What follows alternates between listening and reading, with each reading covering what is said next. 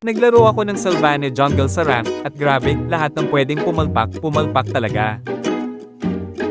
Sa umpisa, nakakuha pa ako ng first successful gank kay Freya kaya feeling ko pro player na ako, tapos nag-respawn ng turtle at maaga pa akong pamwesto sa bush kaya akala ko maayos na ang laro.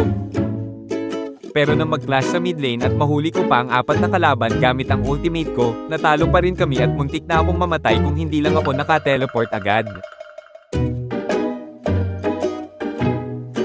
Sumunod na clash, 2 kalaban ang nahuli ko at napatay ko si Angela. Pero pinunes naman ako ni Kimi kaya teleport na naman pauwi.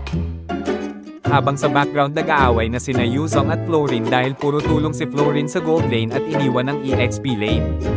Habang kinukuha ko ang blue buff, sinubukan kong hulihin si Kimi pero sablay at sobrang nakakahiya. Tapos nang dinepensahan ko ang mid lane na naka-cooldown ang ultimate ko, pinunes niya ulit ako at teleport na naman ang sagot. Lumala pa ang laro nang tuluyang mag-away sina Yuzong at Florin, nauwi sa pag-pro ng laro ni Yuzong at pagpapalakas kay Freya, pero may konting pag-asa nang ginangko si Moskev sa top lane at nadamay pa si Angela kaya double kill. Biglang plot twist, gumampi na si Yuzong sa kalaban at sinasabi na ang posisyon namin kaya tinrush talk siya ni Florin at tinawag na bata. Na sinagot naman ni Yuzong ng hamon sa santukan sa totoong buhay, na lalo lang nagpatunay na bata nga siya. Sa puntong to, si Gasayo na lang ang tumutulong sa akin, napatay niya si Moskev pero inambush siya ni Joy, kaya gumanti ako at pinunis ko rin si Joy gamit ang ultimate ko.